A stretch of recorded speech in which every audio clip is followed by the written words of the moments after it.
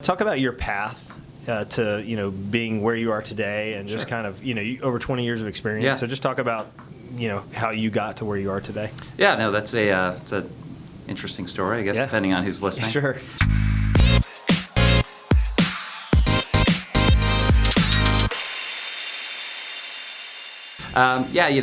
I started off in this industry probably 13 years ago in the data center and cloud managed services industry. Prior to that, I was also in technology. I sold financial services software.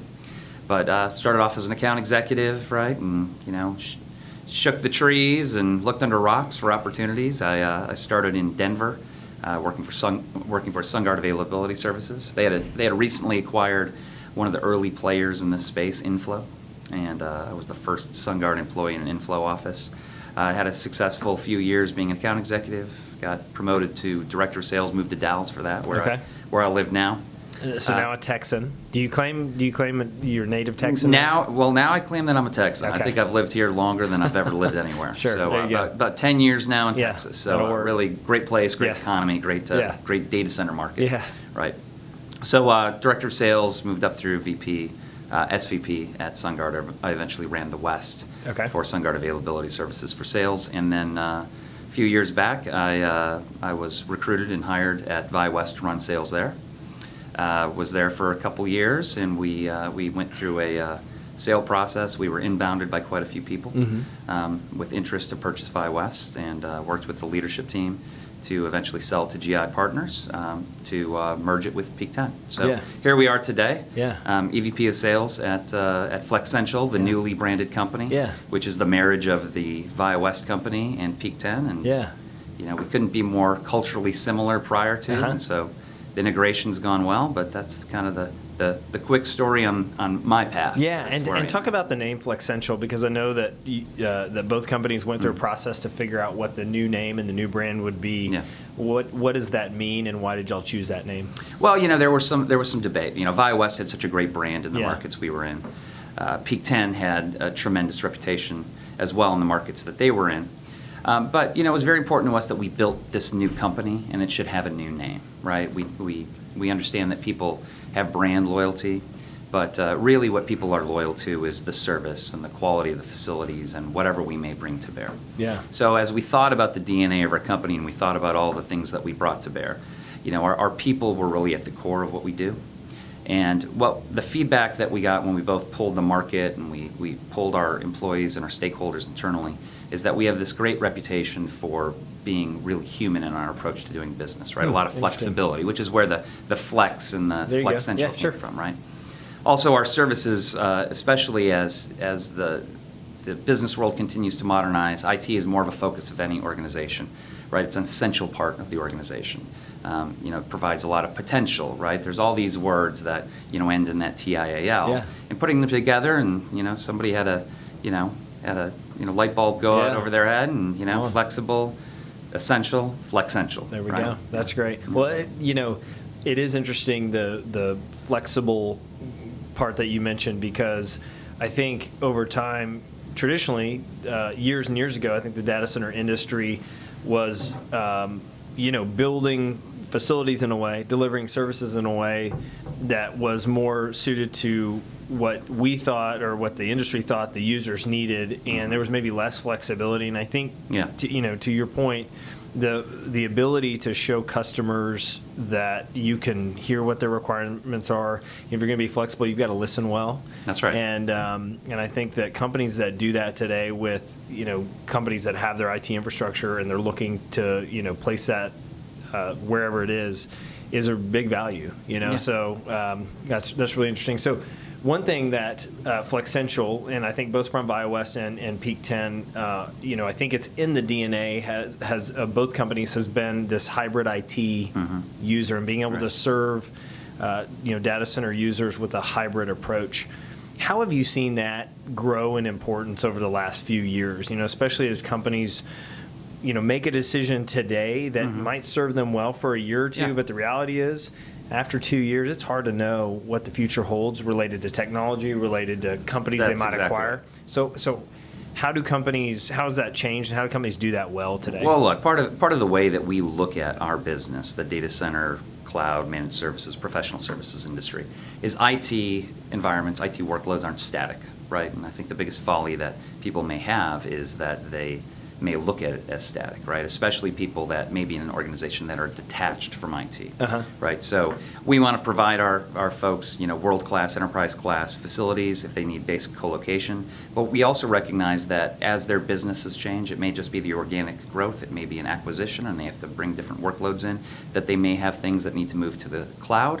There may be parts of the cloud that they're not experts in, no matter how great they may be at their business. So our focus on this amazing co-location product, as well as different flavors of cloud, right? We can provide you on-ramps to Amazon or Azure. We can provide you a multi-tenant cloud experience that has a very lower price point. We can provide you dedicated cloud, but generally speaking, those needs, to your point, can change over time. And where somebody is today, it doesn't mean that they're going to be there 3 years from now. So we'd like to provide people optionality to be able to go from basic co-location into cloud or back. Oftentimes people will do a wholesale pivot to the cloud and realize maybe that was an over pivot, right? So we don't want them to be in a place where they don't have anywhere to go or to correct over time. So on the front end, when a company is walking through that process, making that decision, what are things they can be thinking about on the front end to set them up for success, down the road? And maybe it's with Flexential, maybe it's with someone else, but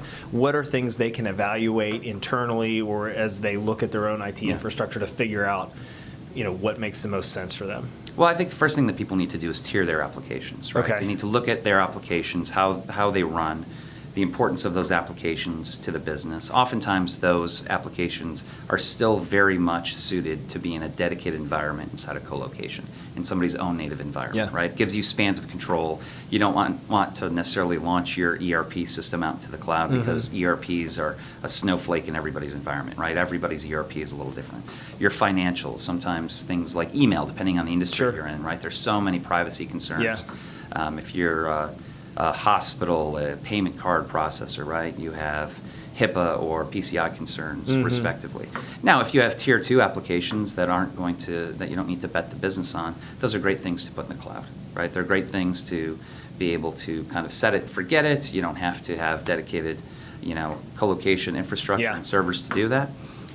But oftentimes tiering those applications, making sure that you're aware through some type of professional services engagement, whether it's Flexential or any other company, as to the readiness of those applications in the cloud. Those are all things that you can do to prepare for your journey into kind of co-sourcing your IT infrastructure out to somebody. Interesting. Okay, so making sure that you understand the criticality of your applications. That's right. Which ones should be in a dedicated environment or make more sense to that. Which ones make sense to be in cloud? That's and your tolerance for downtime, right? Sure. I mean, if you have a database of marketing gifts, chances are that doesn't need to be up all the time, right? If that's down for a little while, if you have an IT outage, that's fine. But if your financials are down, the way that you pay all of your employees, that's a pretty big deal, right? So, and those things are just common sense applications or databases, whatever you may see, but oftentimes companies are running hundreds of applications, right? So just taking some time to do a study to tier those, see how those applications and those interdependencies map amongst and within your IT environment is really the first big step that you need to take. Yeah, so over the last 20 years of your time in the greater data center industry, I want to talk about different industry verticals and companies and how you've seen different industries react to their data center IT infrastructure. So let's talk about financial companies. Sure. What are some of the changes that you're seeing them make today that are helping them, for their footprint now, but also in the future?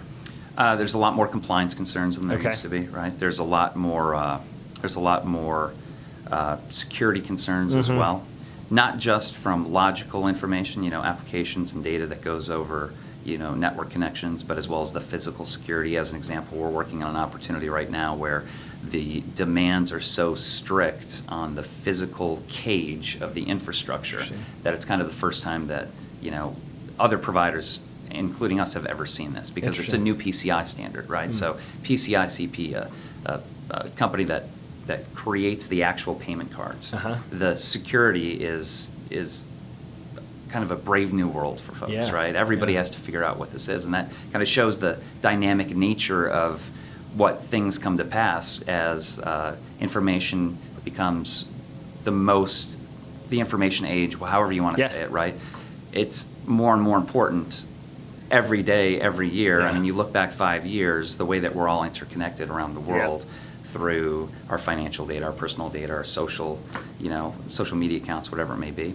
So those standards are becoming more and more restrictive, and it also goes back to what we were talking about a few minutes ago, where folks need that flexibility. Yeah. They could be in an industry where compliance standards, they may turn on a dime. Yeah. And then they have to self-correct. And they have time to self-correct.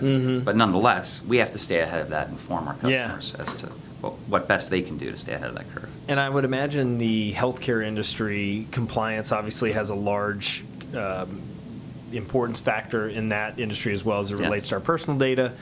But how are you seeing healthcare organizations approach their IT infrastructure decisions? I mean, I obviously know you all have worked with a number of healthcare organizations on their infrastructure. So what are you seeing those companies do to position themselves well? Both logical and physical security with them as well, right? Clearly HIPAA, personally identifiable information, right? That's very big for healthcare, and previously when we were speaking about financial services.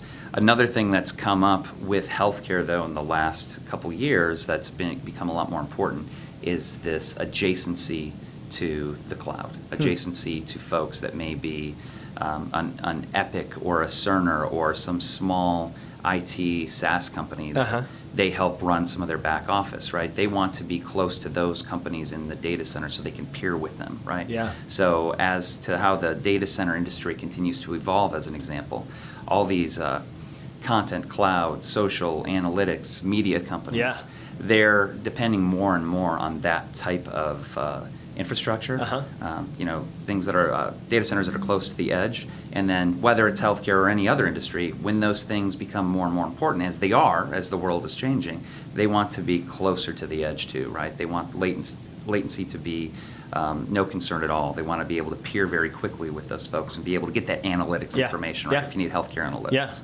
It's certainly a fascinating fast evolution that's going on. Yeah, and how companies use data to make decisions, and rely on data, I think is a fascinating look for our industry and important part of our industry, because the more important that becomes, the more important the IT infrastructure becomes serving that. So from a compliance standpoint, so we talked about financial companies and healthcare companies, but there's additional compliance certifications being added all the time. Right. So how does a company, regardless of their industry, make sure that they are compliant based on what it is what certifications they need to check the box? Oftentimes it's a consulting engagement of some sort, right? Whether it's consulting services or professional services. Flexential offers those things as well, right? They may do everything from a HIPAA compliance assessment, cloud readiness assessment to make sure that this particular application, not only can it run in the cloud, but will it be secure in the cloud, right? Yes. To give you some type of insight so that you don't just, throw it into the cloud and then all of that stuff is exposed, right? So leaning on security-focused companies as an example, I think security, clearly there's, the personally identifiable information is what the compliance world, security world is all about, right? Yeah. So they both dovetail together, but having people who are specifically focused on their DNA and the way that they deliver those consulting services that have a strong security background is key. And there's not a whole lot of people in the world, in the U.S., wherever it may be, that have that type of expertise, right? So you have to be very, very prescriptive on who you choose. Yeah, that's good. We definitely, it's my opinion, I think generally in the industry that data center users and the connectivity importance is growing, and how they architect their infrastructure, relies heavily on their ability to maintain flexibility with their connectivity today and down the road. What steps can companies take today to make sure they're set up for success down the road as it relates to connectivity? Yeah, I think that one of the best things they can do right now is choose a data center provider that also has a connectivity story. We're lucky enough that we had enough foresight in the way that we were building our data center footprint and interconnecting our data centers to have an expandable and flexible 100 gig backbone, right, that can scale from there. We're not just limited to 100 gigs, right? So you don't have to just rely on a data center, a telecom provider to order a point-to-point circuit, and you don't know if it's going to be 60 days or 120 days to have that installed, right? You can just jump right on our backbone and, you know, get to the next data center or get to your own workloads in your native data center, right? Yeah, and what you know, when you think of demand drivers in the industry and the things that are really pushing these companies to need your services or need the third-party services that the market has delivered today, which, you know, I think has definitely matured in a good way, and I think it's one of the reasons that, you know, companies now are comfortable outsourcing their IT infrastructure, and I think that speaks to the industry as a whole. But what are the driving factors that these companies have, end users have, that are pushing them to go, hey, we have this production environment that we need to, you know, push out to a different place and not in our own premises, or the business side of things that are pushing them to need services from companies like Flexential and others? Well, I think the number one driver is that IT is more of the cornerstone of a business than it ever was before. Even if you're an old brick and mortar, right? If you're not embracing IT, the value that you know, information brings to your company, you end up going the way of the dodo, right? You end up being pushed aside. Those brick and mortar companies that have embraced change, they've embraced you know, moving to things like, you know, like if you're a paper manufacturing company, let's say you're Kimberly-Clark, and you're embracing IoT, right? Internet of Things. That's an old company. That company's been around forever. But if you go to the Dallas-Fort Worth airport, there's sensors in the paper towel dispensers that tell you when the paper's low, right? And they come back and they fill that. And that's how those companies stay ahead of the curve. The folks that are looking forward to seeing how, as the world changes, and how that information, those analytics impact their business. That's really what's driving data center demand right now, right? So there's the things that I mentioned earlier. The people you can be a Kimberly-Clark type company and want to peer with Facebook in a data center, right? So those social companies, the analytics company, media companies, content cloud companies, all of those companies right now are all based on data analytics, no matter what you name them, and that particular component is more important than ever to all businesses, because it's an ever dynamic, changing world. Yeah, so things like artificial intelligence, you know, autonomous cars, you know, digitized healthcare records. That's right. You talk about those and just, you know, how you think those will impact the industry, you know, moving forward. Yeah, so let's use the autonomous cars, right? One of the things that comes to mind for me is Tesla making the autonomous tractor trailers, right? The semis. That's all IoT as well, right? They're tracking those things all over. They need to know the precise curves in the highway. They need to know the speeds. They need to be able to control them remotely, right? And now that may create a scary new world for certain jobs and certain industries, right? And that will continue to evolve and change. But those IT environments that Tesla has, they have to be close to the edge. They can't afford any latency, any downtime, respective of how important it is that the companies that they may be selling those trucks to are going to need to be close to the Tesla infrastructure within a data center in order to peer with them, right? To be able, I mean, think about how what the opportunities are for that industry alone. All the thousands or tens of thousands or hundreds of thousands of tractor trailers that are on U.S. highways, those can all be seen, right, based on the way that the Internet of Things is evolving and artificial intelligence is evolving. Yeah. How do you think 5G will impact, you know, you mentioned edge and the edge, and you also just mentioned it made me think of the infrastructure to support the edge. But how do you think 5G will impact our industry and, you know, provide companies and people with greater opportunities? I think there's going to be a hockey stick kind of growth as it relates to how mobile ends up impacting native data center space, tell me about that. I think that more and more companies are looking at, you know, tower technology and how that ends up dovetailing into the physical infrastructure, right? So whether it's immediately adjacent to the data center or how those can kind of interconnect in a virtual way, right? And so much content is downloaded over people's phones. I mean, look, I can track my daughter on her phone, right? To you know, riding her bike through my neighborhood, right? And that's a very, very simple example. But the more that we rely on mobile technology, the more that's going to interweave itself with data center technology. It is. I mean, the dependence on our phones, both from a personal and business perspective, it's remarkable. Oh, it's insane. Simple examples, but also the complex ones, and it is how that will grow will be fascinating to watch. So what also has been fascinating has been taking a company like VioWest and a company like Peak 10 and bringing them together. We were talking before, and it's probably one of the only, some of the only data center operators that really grew geography-wise in different places, and it really made a lot of just logical sense from a geography perspective, let alone company DNA and advanced or additional services. But let's talk about some of the markets that you all are in and you all see growth in. I know that if you look on like Portland, Denver, Dallas, some Nashville, North Carolina, some of those markets. Talk about those and kind of where you see the growth taking place over the next few years. Yeah, and to go back a little, I think one of the things we're very lucky about at Flexential is it was a match made in heaven, right? So VioWest's footprint didn't overlap with P10's and vice versa. We had very few customers in common. And now having this national footprint, 41 data centers, 3 million square feet of raised floor, right? Yeah. It's a pretty phenomenal story. And it's not like, you've seen these, unfortunately, these monolithic companies gobble up these small data center companies, and they ruin the culture. They ruin the reputation that those companies may have. We've got, the sky's the limit for us, which is how we feel. So as it relates to the markets, we continue to invest in Tier 2 markets, but as well as Tier 1 markets. We all know how dynamic the Dallas data center market is, right? It's both a native market for Texas companies as well as import market from places like New York and California.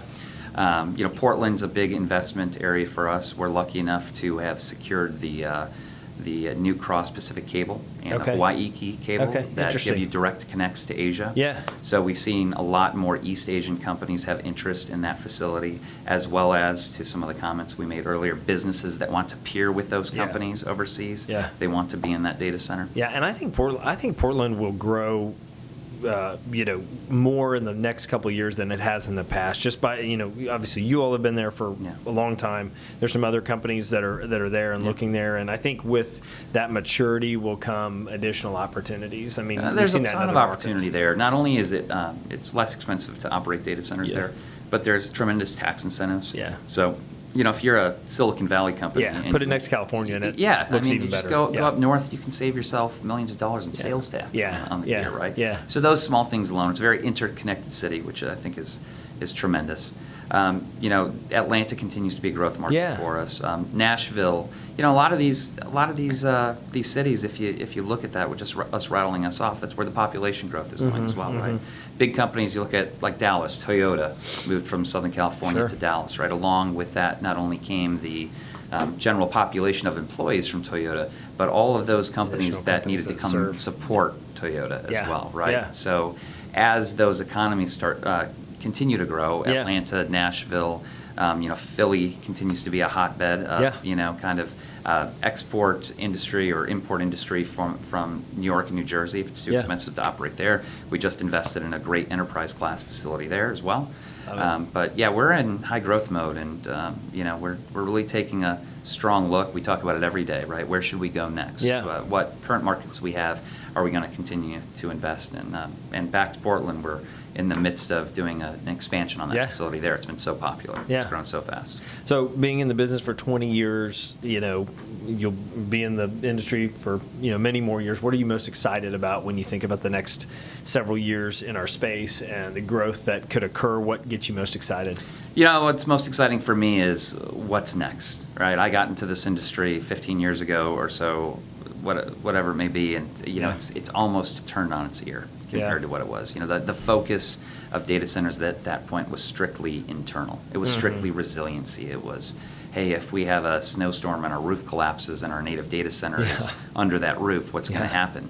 And although that's still a concern, and it's one of the reasons why people choose co-location, it's really more towards the agility of their companies, right? So I'm most interested in seeing how new applications and the new things that we depend on for our day-to-day lives and our business needs, whatever they may be, how that will impact the data center industry and how it will continue to grow and, force us to stay ahead of the curve and help the world go around. Come on, Yeah. it is. Well, Jason Nance, thank you for joining us here. If you want to learn more about Flexential, you can get on their website. It's flexential.com. But thank you for joining us today, and we look forward to seeing you next time. All right. Thanks, David. Thanks, Appreciate Jason. it.